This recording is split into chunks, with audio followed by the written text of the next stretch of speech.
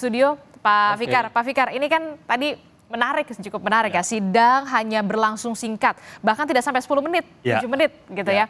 Tadi disebutkan oleh rekan saya, jurnalis Kompas TV, Vida Alatas, mengatakan dari pihaknya Peggy Setiawan ini ada 30 halaman kalau tidak salah berkas kesimpulannya. Sementara dari tim hukum Polda Jawa Barat ini ada 10 halaman.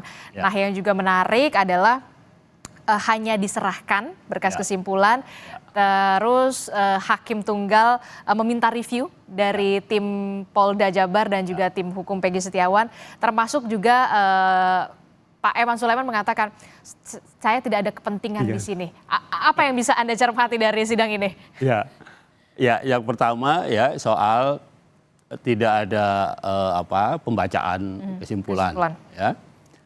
Itu tadi ada yang menyerahkan sebanyak 30 halaman. Nah, itu yang tadi saya katakan bisa jadi teman-teman pengacara ini biasanya dia mereview dari awal gitu ya. Jadi supaya sebetulnya itu membantu hakim juga ya, karena sama dengan panitera mencatat semuanya, dari mulai permohonan sampai kejadian-kejadian yang ada dalam persidangan. Nah, saya kira itu yang dilakukan oleh penasihat hukum, dan itu saya kira salah satu modal juga, maksud saya sikap profesionalisme itu juga bisa didukung oleh sikap-sikap seperti itu. Jadi tuntas gitu ketika melihat masalah. Meskipun tugasnya hanya menyimpulkan sebenarnya, ya kan? Tugasnya hanya menyimpulkan. Tetapi kalau sampai 30 halaman, saya yakin yang sekian halamannya itu adalah review laporan jalannya persidangan dari mulai permohonan, jawaban, pembuktian dan sebagainya gitu. Dan baru kemudian disimpulkan menjadi beberapa halaman saja. Sementara dari Polda Jabar hanya 10 halaman. 10 halaman. Saya kira juga kesimpulan itu sebenarnya 2-3 halaman cukup ya. Oke, ya karena kesimpulan kan? Iya, maksud saya karena kan cuma menyimpulkan. Ya, betul. Menyimpulkan apakah permohonannya terbukti atau tidak gitu, ya kan?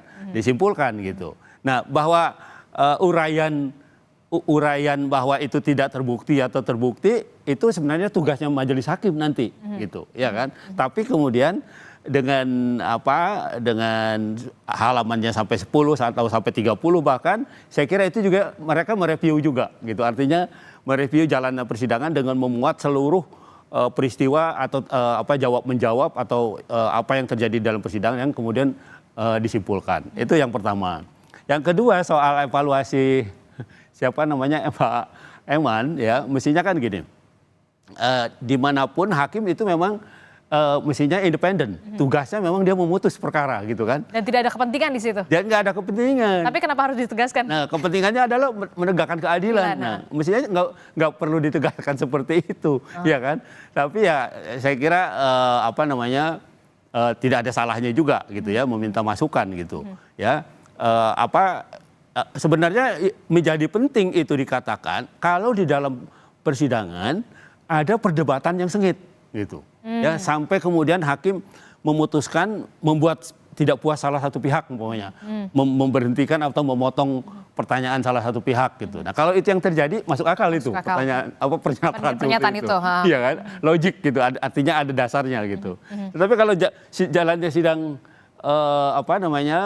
adem saja dan argumentatif dan berjalan dengan baik gitu ya, saya kira tidak perlu pernyataan-pernyataan seperti itu, karena memang itu sudah tugasnya gitu ya, tugasnya hakim, dia harus independen dan harus memutus secara secara netral gitu, secara di atas semua kepentingan gitu. Jadi tidak perlu ada pernyataan-pernyataan bahwa dia tidak punya kepentingan dan sebagainya gitu. Kalau punya kepentingan ya dia jadi salah satu pihak kan gitu, ya kan.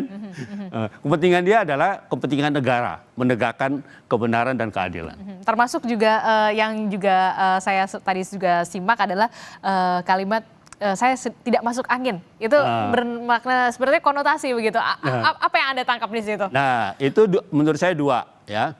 Yang pertama, dia menggambarkan ya kan, bahwa pengadilan itu banyak yang masuk angin. Masuk angin itu jadi fenomena yang menyebar kemana-mana gitu. Apalagi ini tekanan publiknya juga cukup kencang ya untuk kasus ini ya. Betul, jadi pernyataan itu satu menggambarkan bahwa dunia peradilan tidak bebas dari masuk angin, gitu kan. Walaupun ya anginnya angin lain ya, bukan angin masuk di badan kemudian dikerok ada. Bermaknanya konotasi. Masuk angin, ya kan. Okay. Nah, itu satu ya.